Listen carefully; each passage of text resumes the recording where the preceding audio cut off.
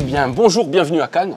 Hein, c'est pour la première interview d'un long week-end. Alors, nous avons l'honneur de recevoir Michael de chez Edge Studio, chef de studio de Edge Studio. Ouais, tout à fait. Voilà. Bon, déjà, on va expliquer rapidement ce qu'est devenu Edge Studio. Après, on rappelle l'histoire d'Ubique, voilà, l'histoire de Gilles Garnier. Exactement, Ubique et de Edge Entertainment. Voilà. Et maintenant, c'est Edge Studio. Exactement. C'est quoi Edge Studio exactement? Alors, Edge, d'abord, historiquement, c'est un studio qui a été créé par José et par Gilles il y a bien longtemps, donc un studio franco-espagnol, qui était aussi une structure de distribution. Je pense qu'on peut même nous remonter à l'époque de Ludis et d'univers parallèle, hein, avant ça. Donc Edge, c'est un studio qui a été intégré à Asmodée, et Edge, la mission de Edge, c'est de faire des jeux de rôle, tout simplement, des jeux de rôle qui soient soit des créations internes au studio, soit des licences qu'on va prendre comme, je sais pas, l'Anneau Unique, et qu'on va faire en français, en l'occurrence, ou l'Appel de Cthulhu, dont on a les droits pour la France et pour l'Espagne, pour le français et l'espagnol. Mais ça, c'est la première mission, c'est vraiment la partie jeu de rôle. On est aussi l'éditeur de Munchkin et l'éditeur de Citadel en français et en espagnol. Et enfin, à côté de ça, on fait aussi de la localisation, c'est-à-dire ce que faisait jadis Edge avant d'être dans Asmodée, traduire des jeux de société, mais on le fait pour nos collègues de, je sais pas, Fantasy Flight, on va le faire pour Atomic Mass Games, on va le faire pour Asmodée France en général. Donc le logo de Edge apparaît sur des jeux de société, mais on n'est pas l'éditeur, mais on va être, par exemple, la personne qui va s'occuper de la localisation. Un Gloomhaven typiquement, eh ben, ça va être notre équipe de localisation qui va s'occuper de faire la version française, par exemple. Comme Star Wars Unlimited. Star Wars Unlimited, exactement pareil. C'est exactement ça. Ça, c'est vraiment le cœur de métier. Ces trois aspects-là, éditeur de jeux de société, alors très peu, parce que Citadel et Munchkin, la localisation et le jeu de rôle. Ouais, et en jeu de rôle, vous avez des sacrés monstres quand même. On peut l'Appel de Cthulhu, l'Anneau Unique, bon, c'est pas des petites... Ouais, Star Wars, quand même, ouais, on a 2-3 trucs, ouais, ça va, on s'amuse bien, on a de quoi s'amuser. Après, c'est vrai que depuis que je suis arrivé, moi, début août 2022, il y a eu un petit peu de travail pour remettre les choses en musique et faire en sorte que on ait des news qui sortent plus régulièrement, en fait. Ouais, d'ailleurs, avant de parler de ton actualité, qui est quand même pas mal, ce salon, ça va être sympa, on va en parler maintenant. Justement, c'est le nouveau on attendait longtemps une réédition de Star Wars. Oui. Alors, déjà, pourquoi si longtemps? Ouais. Et donc maintenant, il va avoir, ce qui va être proposé, ça va être exactement les mêmes produits. Dans les boîtes d'initiation, c'est les mêmes? Alors, en fait, ce qui se passe sur Star Wars, historiquement parlant, c'est un jeu qui a été créé. Ce sont des jeux qui ont été créés par Fantasy Flight, quand à l'époque Fantasy Flight était du jeu de rôle. Quand on a intégré, quand Asmodée, Edge a été intégré à Asmodée, en fait, toute la partie jeu de rôle de FFG a été cédée à Edge, et à partir de là, on a dû reprendre les choses. La reprise des choses a été compliquée, parce que qui dit de reprendre les choses et dit qu'entre-temps, il y a eu pas mal d'évolutions chez Lucas, fait qu'on doit reprendre tous les produits, les refaire réapprouver, les retravailler. Aujourd'hui, sur Star Wars, on ressort les produits tels qu'ils existaient, à quelques corrections diverses et variées sur les termes qui ont évolué dans Star Wars, dans l'univers de Star Wars. On a eu des évolutions de termes, donc ça, on remet à jour les choses, mais pour l'instant, on est vraiment sur ressortir le jeu tel qu'il existait. D'accord. Pour qu'on ait de nouveau les différentes références en stock. Ouais. Et ça, c'est déjà un gros travail, parce qu'il y a un gros travail d'approval du côté de Lucas qui prend un temps colossal. Et après, derrière, ressortir les produits qui ne sont jamais sortis, notamment en français. Mais il faut savoir que Star Wars, on gère à la fois l'anglais, évidemment, mais aussi le français. Donc là, ce qu'on a sorti, par exemple, on a les boîtes d'initiation, elles étaient plus dispo depuis des années. Oui. Quand je dis des années, c'est 4 ou 5 ans. On a dû faire un gros travail pour pouvoir avoir le droit de les ressortir. Et elles sont sorties là au mois de décembre, en fait. D'accord. Elles sont arrivées, je crois, autour du mi-décembre, elles sont arrivées en boutique. Elles sont vraiment arrivées au moment de Noël, donc j'aurais préféré qu'elles arrivent 2 semaines avant, mais malheureusement non. Et donc, on a ressorti d'abord les boîtes d'initiation. Là, actuellement, chez l'imprimeur, on a les livres de base et les écrans. Ah oui, en même temps que les boîtes d'initiation, il y avait les dés aussi qui ont été réimprimés. Et après, on ressort les différents produits. Et on a aujourd'hui, parce qu'il y a des gens qui attendent pas de désintégration aux confins de l'Empire depuis pas mal de temps, ben, on attend la fin de la validation, le saut de Lucas, qui est pour l'instant le produit, il est en approval depuis déjà pas mal de temps chez eux, et on attend de pouvoir le sortir. Même chose pour des nouveautés forces et destinées, pour la nouvelle boîte d'initiation de l'ère de la rébellion qu'on va faire en français. On attend en fait tout simplement. Une fois qu'on aura l'approval de Lucas, on peut passer à la case d'impression. Une fois qu'on passe à la case d'impression, ben forcément après ça arrive en boutique. Mais tout prend un temps décuplé. Et c'est ça qui est rageant parce que moi je suis un gros fan de Star Wars et le jeu de rôle j'y joue depuis ses origines en fait. Et c'est vrai que c'est assez rageant de se dire bah ouais, est-ce qu'on peut le trouver en boutique? Et il faut savoir que le problème se pose en France, mais il se pose aussi en langue anglaise. C'est-à-dire que les produits, on les ressort au fur et à mesure. Et les fans se retrouvent à se dire ah bah ouais, mais j'aimerais bien mettre la main sur Special Operation, Modification, et je l'ai pas en stock. Oui, il est en approval, on va pouvoir leur imprimer, mais on attend d'avoir. Et c'est casse-pied en fait. Et pour tout ce qui est accessoires et tout, c'est vous qui êtes responsable ou vous prenez par exemple c'est FFG pour les dés par exemple. Je parle les dés c'est nous. Les dés c'est nous. Alors Genesis, la rupture de stock des dés c'est vous. Ouais, la rupture des. Là, alors, le problème sur Genesis où il s'est passé 1 an entre la sortie du livre de base et de Royaume de Terrinote et les dés, typiquement, c'était un problème de fabrication qu'on avait. Et c'était vraiment un problème de transfert de chez FFG parce que théoriquement, ils nous ont tout transféré d'un coup, mais réellement, avant qu'on ait toutes les choses entre les mains pour les faire, ça a été une vraie misère. Et le temps de fabrication sur des livres et le temps de fabrication sur des dés n'est pas le même. Et pourquoi on a pu avoir les dés que peu de temps avant les boîtes d'initiation de Star Wars? Parce que en fait, il fallait qu'on puisse relocaliser exactement quels outillages, refaire des outillages quand on n'avait plus les outillages qui étaient à jour et qui pouvaient nous permettre de faire les dés. Et donc, on a eu un énorme retard entre la sortie des livres de base et des dés. Et c'est super argent. Maintenant, le problème se pose plus. C'est-à-dire que maintenant que les choses sont lancées, en fonction de l'évolution des stocks, je dis une bêtise, demain, il n'y a plus de stock de Genesis, on appuie sur le bouton. Alors oui, fabriquer des dés, c'est généralement en Chine et globalement le délai c'est 6 mois avant que tu aies entre le moment où tu appuies sur le bouton vert et le moment où tu as les dés, il se passe 6 mois. Mais on n'aura plus le problème en tant que tel de se dire comment on fait pour les fabriquer. Bon, ça explique peut-être une explication pour ceux qui ont commandé des dés pourris chez FEMU pour pouvoir jouer à Genesis. C'est rageant, mais Mais moi j'ai attendu les dés 6 mois. J'ai joué avec ceux de Star Wars en fait. Bien sûr. Mais comme pas mal de monde en fait. Les dés de Genesis sont arrivés en octobre de mémoire. Les dés de Star Wars sont arrivés en décembre. Mais c'est vrai que c'était super rageant. Mais pour nous les premiers, c'est pas quoi. Notre plaisir, c'est pas de faire en sorte que les produits soient épuisés, que les gens attendent après les produits. On est des joueurs avant tout, et puis notre but, c'est quand même de satisfaire les fans du jeu, quoi. Je m'en doute. Et c'était super rageant. Donc maintenant qu'on a les produits en stock, c'est rassurant. Mais tu vois là, les livres de base et les écrans, je pensais qu'on les aurait, et en théorie, j'avais dit à mon avis janvier, c'est bon. Et là, on se prend encore des mois de retard, et ça me rend fou. Alors, les gens se plaignent qu'on ne communique pas. C'est vrai qu'on ne communique pas, mais pour ces fichues raisons. De se dire, si j'avais annoncé, c'est sûr, c'est janvier, et boum, on se prend 3 mois, et on dire, t'es gentil, Mickaël, mais tu nous annonces des trucs, tu les tiens jamais.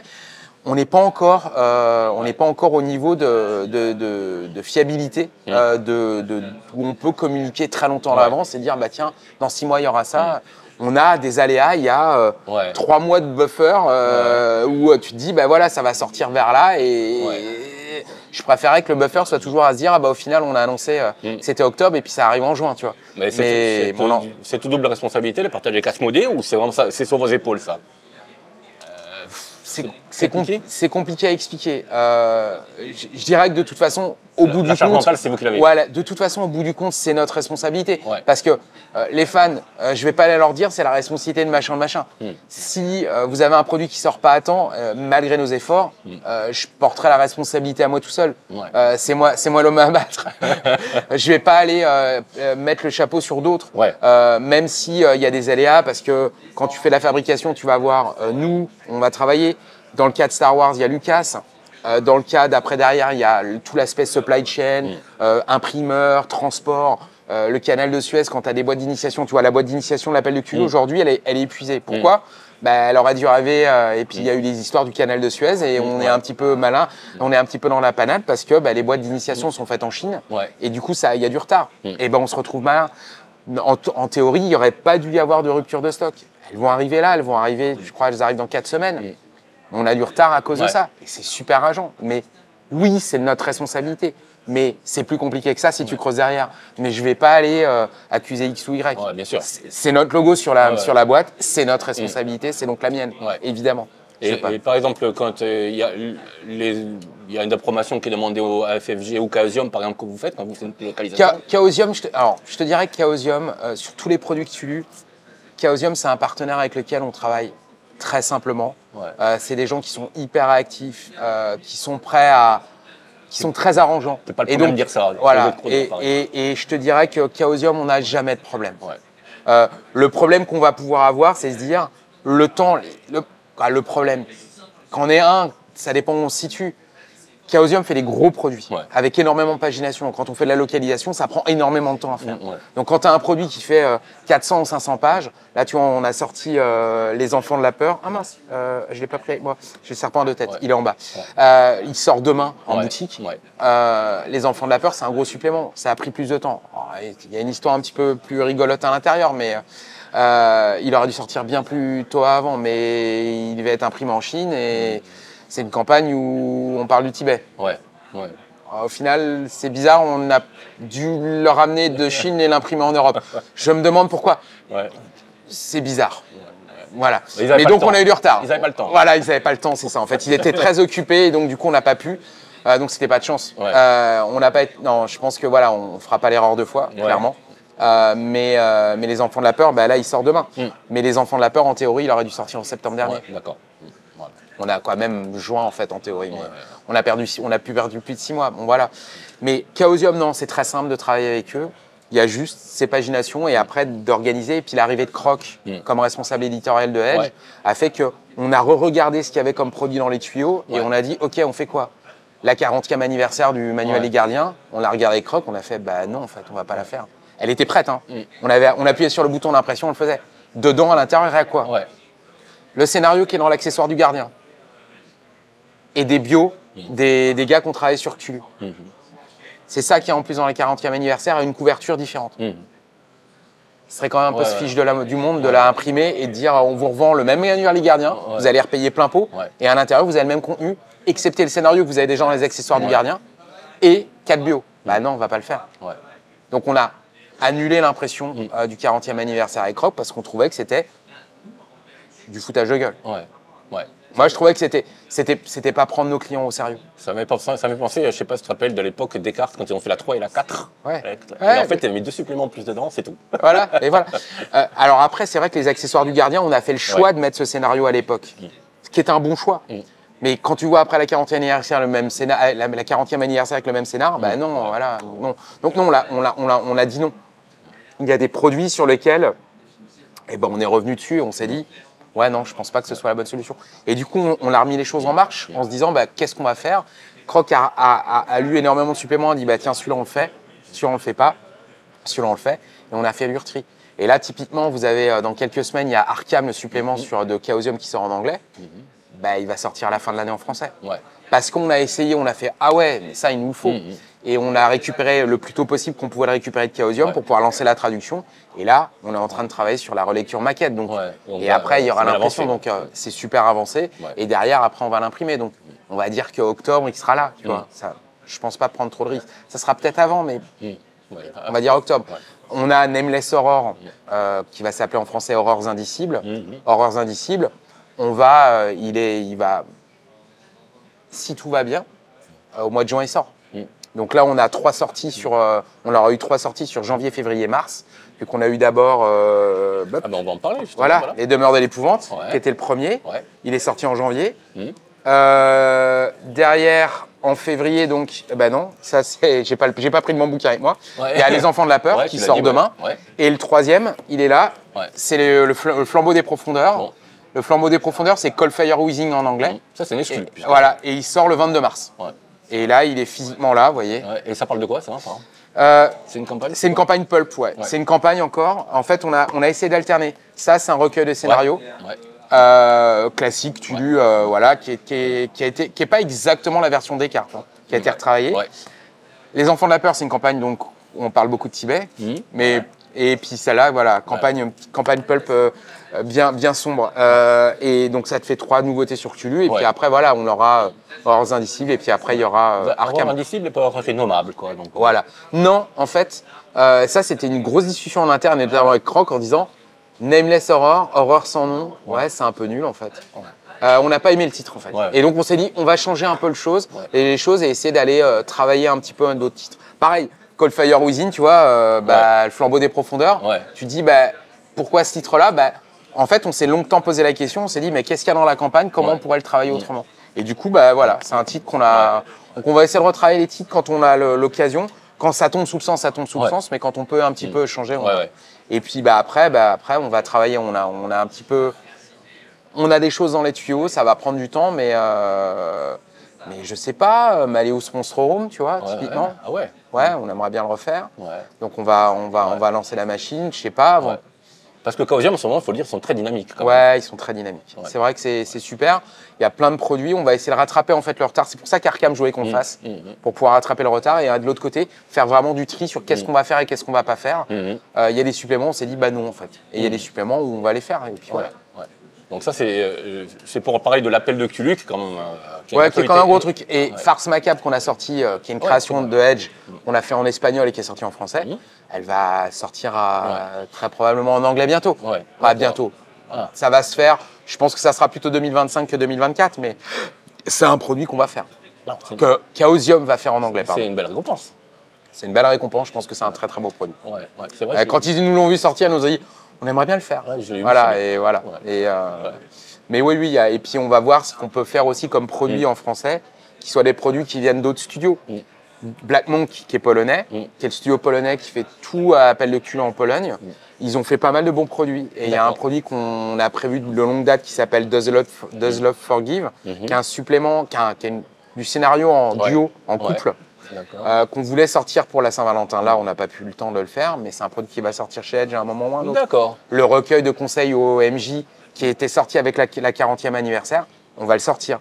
Mais pas avec la 40e anniversaire, mais tout seul en tant que supplément. Parce que pour moi, ça a du sens de le sortir. Pour les MJ débutants. Bien sûr. Voilà sur Cthulhu, qu'est-ce que je peux te dire d'autre? Sur Cthulhu, je ne sais pas. La grosse locomotive, donc vous allez élargir un petit peu le si, grosse locomotive, tu vas me dire. si. Orient Express. Orient Express, il est très en retard. Retravaillé, évidemment, par rapport à Alors, il est retravaillé, mais en fait, comment vous dire? Comment dire sans trop dire? On l'a mis en pause à la demande de Chaosium. D'accord. Je me demande bien pourquoi. Donc, Orient Express, on ne peut pas le sortir tout de suite. Et il est très probable que la version française et la version anglaise sortent en même temps. D'accord. Voilà.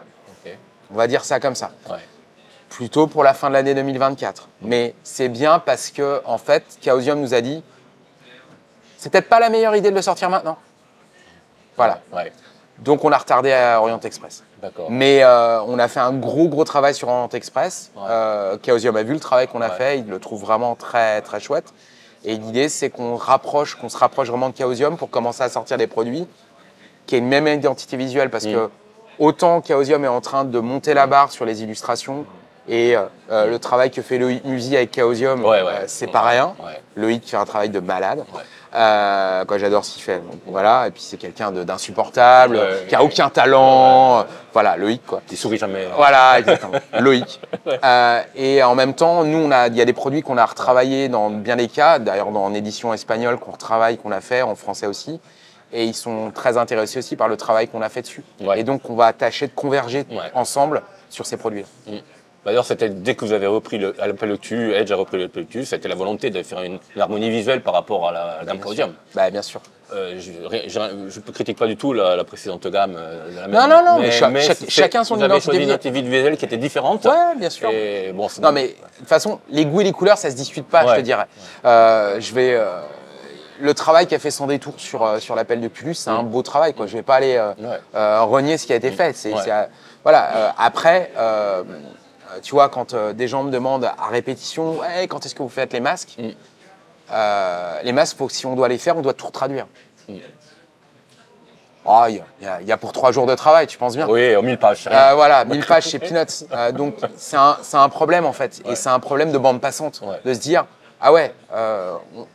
si on se concentre sur ce produit-là, bah, y a plein de produits qui vont pas pouvoir sortir pendant ce temps-là. Donc ça m'embête un peu. Tu vois, mais tu sais que ça va faire un carton.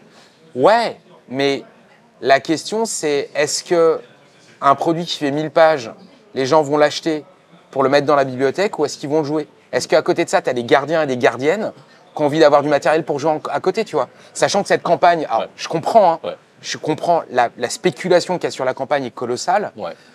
Je suis pas en train de dire qu'on va pas faire les masses de Nyarlathotep. Ce que je suis en train de dire, c'est que il faut le caler dans le calendrier et que c'est pas simple parce que c'est monstrueux à faire et qu'on doit tout retraduire et qu'on doit tout réillustrer aussi. Parce qu'on va pas aller récupérer des illustrations qui ont déjà été faites ou tu vois, donc il y a un travail qui est colossal à faire. Comme sur l'Orient Express, on a fait un travail colossal sur l'Orient Express. C'est pas simple. Donc oui, il faut qu'on le fasse. Oui, on va le faire. Vous dire quand, c'est impossible de vous répondre aujourd'hui. Mais oui, ça me fait grave suer de voir toute la spéculation qu'il y a sur les masses de Nyarlathotep. Et oui, je suis fan de Cthulhu et je suis aussi gardien. Et ça me casse les pieds de me dire qu'il n'est pas disponible pour tout le monde. Mais c'est pas simple. Justement, on en parlait justement hier, on surfait un petit peu sur les trucs de vente d'occasion, par exemple sans détour pour la 6e, il y avait des prix à 600 balles. Quoi. Mais tu vois, Nameless Horror, c'est pardon, pas Nameless Horror, Malleus Monstrorum, c'est un supplément aussi qui en spéculation est assez important. Il sortira avant les masses de Nyarlathotep, mais on va le faire. Mais pour moi, la version qui a sorti Chaosium, c'est une version où il y a 2 bouquins dans un écrin, dans un slipcase. On les sortira en 2 bouquins. D'accord. Pourquoi? Pour étaler la charge de travail et faire en sorte que tu ne dois pas attendre que les 2 bouquins soient disponibles pour pouvoir les acheter. Tu puisses les avoir séparément. Et si tu veux les monstres, ou plutôt les anciens, tu peux aussi faire ton choix, tu vois. Ouais, des gros pavés, de toute façon, que vous devez réfléchir peut-être sur le rejeton ou même les montagnes du Lyciné, forcément, des trucs comme ça, quoi. Des gros classiques t'es sûr que le vieux briscard va l'acheter. Et que ça va forcément intéresser les jeunes parce que je trouve que les jeunes, ils sont revenus beaucoup à l'appel de Cthulhu. En fait, il y a une espèce de boucle qui s'est faite. Exactement. Et les gens reviennent au basic role-playing. Il y en a de plus en plus qui y jouent. C'est simple. Moi, j'ai toujours trouvé ça. Peut-être il y a plein de défauts de basic role-playing. On est d'accord. Bien sûr. Mais par contre, tu expliques à quelqu'un. Le pourcentage, tout le monde le comprend. De la même façon, tu vois, ils ont sorti un basic role-playing révisé chez Chaosium. On va le faire. Quand? On va voir exactement, mais c'est un système qui est universel. Et le bouquin qu'ils ont fait, le travail, la couve de Loïc est ouf. J'adore sa couve. Et puis le travail à l'intérieur est très chouette. Mais c'est comme tout. En fait, c'est un avantage et un inconvénient. Dans Edge, on a beaucoup de gammes. Et on n'a pas une bande passante infinie, quoi. Et donc, il faut qu'on puisse contenter tout le monde. Mais oui, bien sûr qu'on va le faire aussi, tu vois. Ouais, parce que vous avez deux grosses. Enfin, je vais parler de celle-là particulièrement parce que c'est l'actu. Vous avez quand même la légende des 5 anneaux et vous avez aussi l'anneau unique sur lequel il faut travailler. C'est quand même des gammes qui sont on a un peu on a un peu Star Wars. Quand même. On a alors non, sur l'anneau unique, je te dirais pas que. Parce qu'il y a les 2 gammes aussi. Mais faut resituer que d'un côté, tu as Free League sur la nouvelle édition. Deuxième édition de l'anneau unique, deuxième édition de Aventure en Terre du Milieu. Et de l'autre côté, tu as la première édition qui a été travaillée Cubicle 7. Théoriquement, l'une remplace l'autre, mais elles sont compatibles parce que d'un côté, tu es à l'ouest et de l'autre côté, tu es à l'est. Tout à fait. Mais d'un autre côté, tu as 2 gammes à chaque fois. C'est ça. Une gamme en 5e édition de Donge et une gamme en système propriétaire. C'est compliqué pour les boutiques aussi de pouvoir soutenir tous les produits. Parce que tu imagines, tu arrives et tu fais OK, j'ai de la 5e édition d'un côté et j'ai de l'anneau unique de l'autre. Je prends lesquels? Pour des boutiques qui ne sont pas des grosses boutiques, c'est un budget en stock. Et donc, ils doivent choisir ce qu'ils font. Je serais tenté de te dire, il faut faire des choix. Et c'est vrai qu'aujourd'hui, on a des suppléments dans les tuyaux pour Aventure en Terre du Milieu. Mais tu vois, si on prend... là, on a sorti Les Ruines du Royaume Perdu, qui est la dernière sortie pour l'anneau unique. Mais en 1 an et demi, il y a eu quoi comme supplément en anglais? Le livre de base, l'écran, la boîte d'initiation, Ruines du Royaume Perdu, Tales from the Lone Lands. 5 produits en 1 an et demi. Sur l'anneau unique première édition, on avait beaucoup plus de produits à ce stade-là. Donc, ils ont énormément de taf et Free League fait énormément de gamme. Mais le rythme n'est pas ouf non plus. Donc là, cette année, on va sortir le recueil de scénarios. Après ça, on va sortir le recueil des scénarios, je pense, septembre-octobre, quelque chose comme ça. Mais la Moria, elle va sortir quand la Moria? Ouais. Elle va sortir en fin d'année? Ouais. Bah, on le fera évidemment. Bien sûr. Mais il n'y a pas tant de produits que ça qui sortent en deuxième édition. Et donc ce qu'on est en train d'essayer de mettre en place, c'est de réimprimer des produits de la première édition pour que les gens aient du matériel. Oui, parce que Mais- c'est pas tellement compatible, il y a juste ce petit. Voilà, c'est ça, c'est pas grand-chose. Ouais. Mais sur des produits qui impliquaient Cubicle 7 et qui sont théoriquement plus d'actualité, c'est pas simple de les refaire. Ouais. Donc ça va arriver. Ouais. On commencera par Guide des terres sauvages et Contes et légendes des terres sauvages. Mais moi j'aimerais que tous les produits soient en stock. C'est pas aussi simple que ça. Ouais. Ouais, c'est pour ça qu'il y a beaucoup d'amateurs de Tolkien qui disent oui, mais là maintenant on n'est plus que de l'autre côté, il manque le côté gauche, il n'y a plus le côté droit. Bon, en même temps, bon, il y a du matériel quand même. Ça prend plus de temps que je l'aurais espéré. Ouais. C'est pas juste de se dire bah, c'est facile, il suffit de réimprimer les bouquins. Non, c'est pas aussi simple que ça. D'accord. Donc on va y arriver. Ouais. Doucement, mais c'est pas aussi simple que ça. Mais les guides des terres sauvages, le guide des terres sauvages et Contes et légendes des terres sauvages, c'est ma priorité Ouais. avant les suppléments Aventures en Terre du Milieu. D'accord. Et la nouvelle version d'Aventure en Terre du Milieu, pour l'instant, elle n'est pas au calendrier. D'accord. Ok. Parce que la première édition est toujours en stock, Ouais. parce que ça se passe à l'Est et qu'il y a de quoi faire, quoi. Et en fait, une question très, très basique. Bon, moi, je préfère l'anneau unique. Hein, Ouais. mais Moi aussi. c'est lequel qui marche le mieux, en fait, au niveau des ventes? C'est parce qu'il y a la cinquième édition ou le produit, vraiment, le vrai produit? Moi, j'ai tendance à dire vrai. Hein. Le produit original en ouais, plus. ouais. C'est pareil pour la V2. Hein. Ouais. Tous les produits sortent d'abord en anneau unique de V2 Ouais. et avant de sortir en... Ouais. Pour moi, le produit d'origine, c'est celui avec le système de l'anneau unique. Et personnellement, là, c'est vraiment mon avis de Michael et pas de Edge. Je trouve que le système a une importance. Ouais. Et quand un jeu a été développé pour un système de jeu, voilà, si j'avais le choix absolu en tant que Michael, je dirais on fait que l'anneau unique et on ne ferait pas la version V5. Ouais. Pourquoi? Parce que le jeu il a été développé pour ça. Ouais. Et On est d'accord. DD5, on en mange à toutes les sauces. Ouais. Oui, nous aussi on fait du DD5 vu qu'on fait Aventure en Terre du Milieu et on fait Aventure en Rokugan. Ouais, c'est vrai. C'est vrai. Alors ça a été fait avant que j'arrive, Ouais. mais moi personnellement je trouve que le système a son importance et décliner un produit dans deux systèmes de jeu, ça brouille les pistes aussi dans les boutiques. Les boutiques elles savent pas, c'est compliqué pour les boutiques de se dire ah ouais c'est le même scénario ou c'est le même supplément mais avec deux systèmes de règles différents. Je prends lequel? Ouais. C'est vrai. Ouais. Donc pour répondre à ta question sans me donner de chiffres, je te dirais que oui pour moi, l'anneau unique deuxième édition, l'anneau unique marche mieux qu'Aventure en Terre du Milieu. Ouais. C'est une évidence. C'est pareil pour les gens de 5 anneaux, je crois, non? Aventure Alors, 5 anneaux marche mieux qu'Aventure. Enfin, déjà, tu sors moins de produits. Alors, dans le cas il y a une de Légende des 5 anneaux, où là on a sorti coup sur coup, alors avec vachement de retard, hein, parce que les gens les attendaient depuis un an, ces deux suppléments. Alors, on les sort à un mois d'écart. On a sorti d'abord les Champs de la Victoire donc, pour le clan du Lion, et là on est sorti la semaine dernière, vendredi dernier, est sorti les Royaumes Célestes pour les Phénix. Là on arrive sur une gamme où il reste globalement en français, en anglais il reste 2 clan books à sortir, le supplément sur les licornes et sur les scorpions. Ouais. En français, il reste encore un de plus, qui est le supplément sur les dragons, qui est sorti en septembre de l'année d'avant en anglais. Mais L5R 5e édition, c'est une gamme où il y a énormément de suppléments. Et forcément, les ventes, elles tombent. Parce que c'est une gamme qui est très longue et qui est mature. Et pour ça qu'on a arrêté d'imprimer les scénarios et qu'on les fait qu'en PDF. Alors, il se trouve que les cartes qui vont avec les grandes cartes sont à l'intérieur de ces suppléments. Mais c'est une gamme qui s'essouffle parce qu'on arrive en bout de gamme, c'est une gamme qui est mature. Aventure à Rokugan, on l'a sorti à Cannes l'année dernière, on a sorti l'écran, on va sortir Tomb of Yushiban, à la tombe de Yushiban, on va la sortir cette année. Mais c'est une gamme où on sort moins de produits aussi régulièrement. C'est du DD5, oui, c'est une approche plus héroïque. Il y a aussi ça aussi, il y a le fait que tu vois dans l'anneau unique, l'approche entre la DD5 et l'approche anneau unique, c'est la même approche. Sur Aventure à Rokugan, il y a une approche beaucoup plus héroïque. Tu peux jouer des Nezumi, tu peux jouer des Nagas. Dans L5R 5e édition, tu vas jouer des samouraïs et tu vas jouer la dualité du samouraï et les grands dilemmes qui se posent. Donc c'est un jeu qui est plus, pour moi aussi, qui est plus mature. Aventure à Rokugan, c'est un jeu qui est plus abordable et voilà. Donc au moins il y a une différence d'approche. Sur l'anneau unique, et Aventure en Terre du Milieu, il n'y a pas réellement de différence d'approche. Donc c'est d'autant plus perturbant. C'est globalement, tu choisis ton système de jeu. Mais donc, si tu choisis ton système de jeu, que tu es un fan de Tolkien et que tu vas choisir sur l'un ou sur l'autre, ça veut dire que ça aura un impact sur les ventes par définition. Ben oui, forcément. Mathématiquement. Ouais.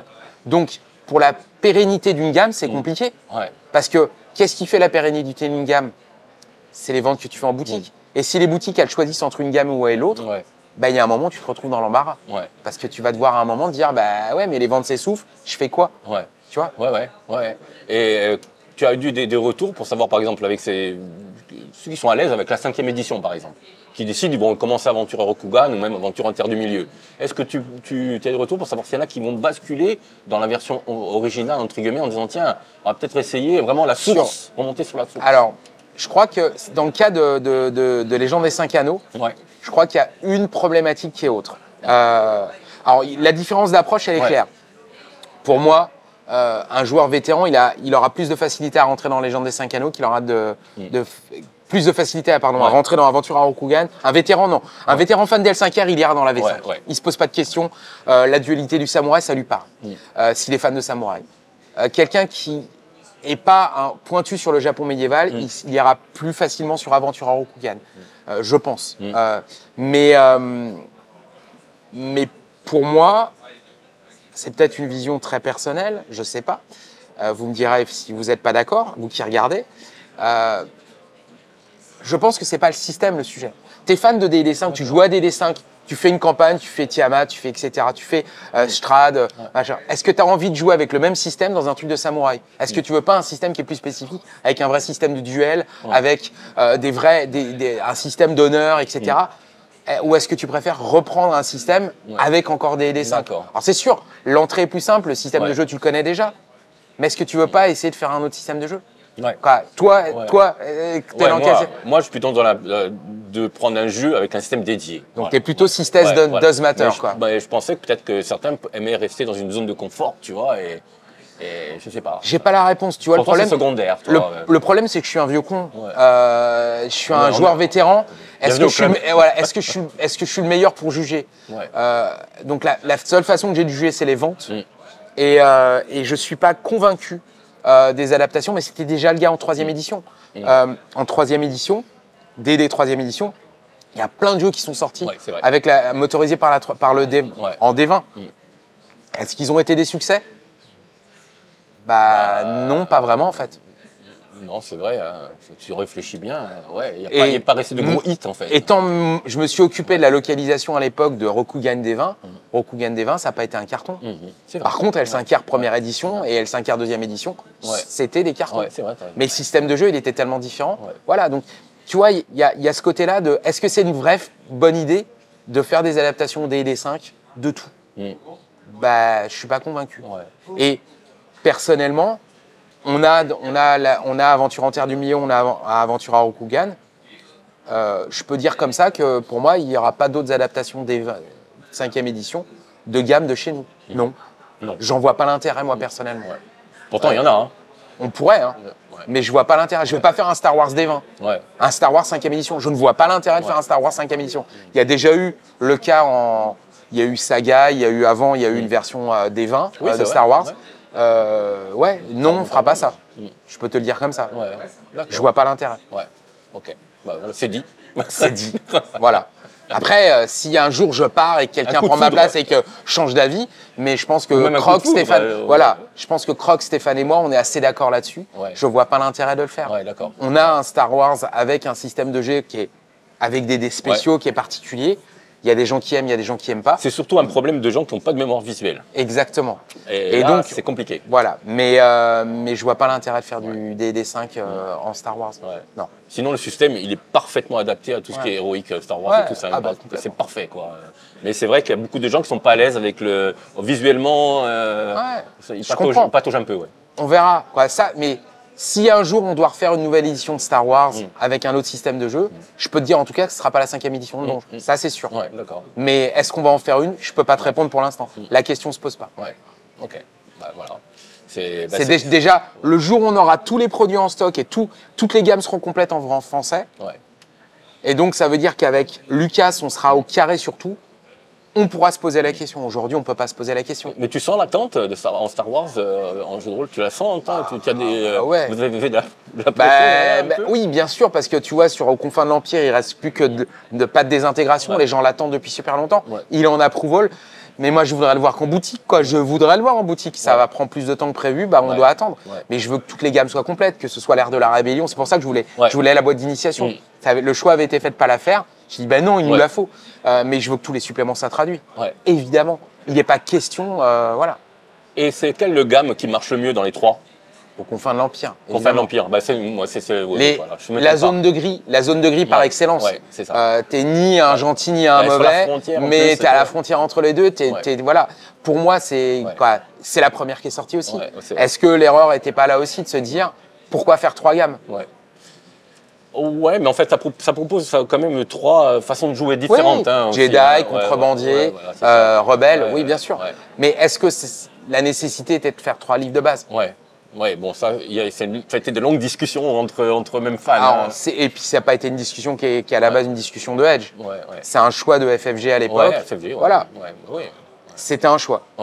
Si aujourd'hui, je devrais refaire une édition de Star Wars, et je ne suis pas en train de dire qu'on en fait une parce que la question ne se pose vraiment pas, je ne m'amuserais pas à faire 3 gammes. Moi, ça m'a pas plus choqué que ça, hein. Franchement. Après, c'était l'approche. J'ai pris aux confins de l'Empire. Mais ils l'ont fait pareil sur, tu vois, à l'époque, ils l'ont fait de la même façon.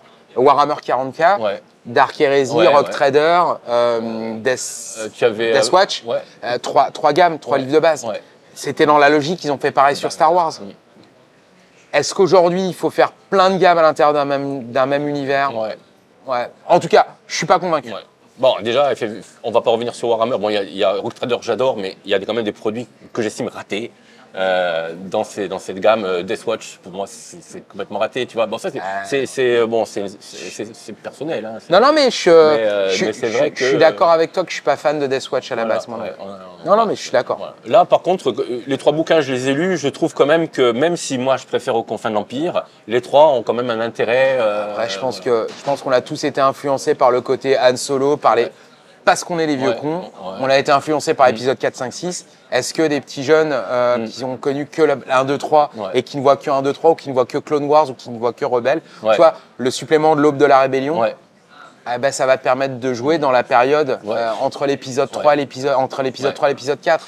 Forcément, ça va plus parler à un certain type de... Plus parler aux amateurs de Disney. Mais d'un autre côté, pour moi, tu vois, dans les séries de Disney, si tu prends Rebelle ou tu prends Clone Wars, l'arrivée de Filoni, pour moi, elle a révolutionné Star Wars. Est-ce que l'épisode 7, 8, 9, c'est le truc qui t'a retourné la tête? Je pense pas, honnêtement. En revanche, Clone Wars et Rebelle, oui. Rogue One, il y a beaucoup de gens qui ont aimé parce qu'on s'est dit enfin un film de guerre à l'intérieur de Star Wars. Moi, ça m'a scotché. Endor, c'est encore autre chose. Mais moi, j'ai beaucoup aimé Endor. J'aime beaucoup Filoni. Mais voilà, ce qu'a fait Filoni, en tout cas, je pense qu'il a renouvelé. J'adore, parce qu'il a trouvé le côté pulp. Tu vois, Mandalorian, c'est le côté pulp. Encore les avis sont partagés sur... Moi, j'aime bien. Je crois que tout le monde partage le même. Sur Boba Fett, je crois que tout le monde est d'accord. Sur Obi-Wan, les gens sont partagés aussi. Mais voilà. Obi-Wan a de belles scènes. Au milieu d'un truc qui n'est pas... Les avis sont partagés. Mais sur Boba Fett, je crois que tout le monde est d'accord. Boba Fett, c'est... Mais bon, après, on peut faire des erreurs. Hein. Il n'y a que ceux qui font rien qui font pas d'erreur. Exactement. Par définition.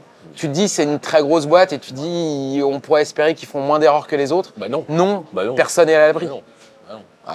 Edge, on a fait des bêtises aussi. Personne ne s'attendait au succès d'Andorre, je dois t'avouer. Mais Andorre, c'est vachement bien, quoi.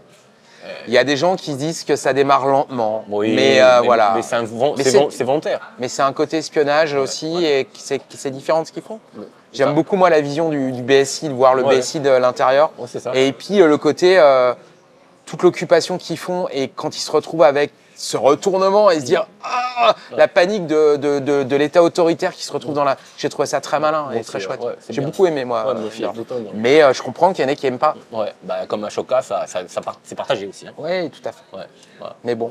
Après, c'est des prises de... Dans Star Wars, il y a des prises de position. Ils affirment leur prise de position, ils osent. Et c'est bien, quoi. Bon, exactement. Des fois, on n'aime pas. Encore une fois, il n'y a que ceux qui font rien qui font pas d'erreur. Et c'est valable pour tout le monde. je comprends, tu vois, quand on est fan et qu'on achète les produits, qu'on se dit Ouais. ah ouais, mais supplément il est moins bien, Ouais. je l'aime moins et tout. Oh, ils font n'importe quoi. Je comprends. On est un univers de passionnés et on est les premiers à gueuler quand on n'aime pas. Bah déjà, c'est plein de subjectivité tout ça. Hein. Exactement. Exactement. Voilà. On est des passionnés, on essaie de faire du mieux qu'on peut. On peut se planter. Hein. Ouais. C'est bête, mais oui. Bah oui, mais. Bah Michael, sur ce mot, hein, Voilà. on peut se planter. On est voilà. Bah, voilà. Le droit à l'erreur, je crois. En fait, le droit à l'erreur, c'est quelque chose de fondamental. Parce que si on ne l'a pas, ça veut dire qu'on ne tentera jamais. Ouais. Parce qu'on mettra 600 ans à sortir un bouquin parce qu'il doit être parfait. Ouais. Et au final, on se plantera. Ouais, mais c'est vrai. Pourtant, je veux dire, à partir du moment où tu n'expérimentes pas, Exactement. bah, tu n'avances pas. Donc, tu peux expérimenter, bah, tu te plantes et puis voilà. L'essentiel, c'est qu'économiquement, tu te plantes pas. Voilà. Ouais. Ah bah oui, parce que ça peut être radical. Bon, écoute, moi, ça m'a fait vraiment plaisir de vous recevoir parce que la dernière fois qu'on a parlé off, la dernière fois que j'ai reçu Edge, c'était l'époque de Gilles. Ouais, bah, ça remonte à quelques voilà, années. c'est ça. On avait discuté vraiment longtemps, on avait parlé un peu de tout parce que Gilles est un passionné. Hein, ouais. Oui, toujours. Et donc, on avait vraiment discuté longtemps. Et ben voilà, j'ai renoue un contact avec elle. Je suis bien heureux et voilà. on va rester en contact. Voilà. Mais encore une fois, il faut bien retenir que pour l'instant, on n'est pas ultra communicant. Ouais. Parce que j'ai décidé qu'on ne soit pas ultra communicant. Parce que pour l'instant, dans les process de fabrication et les délais qu'on a sur comment, avant que ça arrive en boutique, c'est encore trop long et on n'est encore pas exactement où je voudrais qu'on soit. Donc, c'est pas encore au point. Quand on sera vraiment au point comme je le souhaite, comme avec Croc et Stéphane, on veut être, quand on y sera, là, on se mettra à communiquer très en amont, correctement. Mais aujourd'hui, on n'y est pas. Avec des spots sur Netflix et un feu d'artifice. Bien sûr, évidemment, parce que Edge. voilà, Avec Anne Hidalgo, voilà, sur tous les abribus, tu penses bien, tout ça, évidemment. Pendant les JO. Bah, pendant les JO, évidemment. Voilà. On fera des trucs de diffusion sur la Lune, tout ça, et puis on enverra nos produits sur Mars. Voilà. Ce sera les produits qui arriveront là-bas, les premiers produits qui arriveront là-bas, évidemment. Bah écoute, merci. Merci je vais à te toi. laisser retourner bosser. Merci, et bah à bientôt. Voilà. C'est bon. Ciao.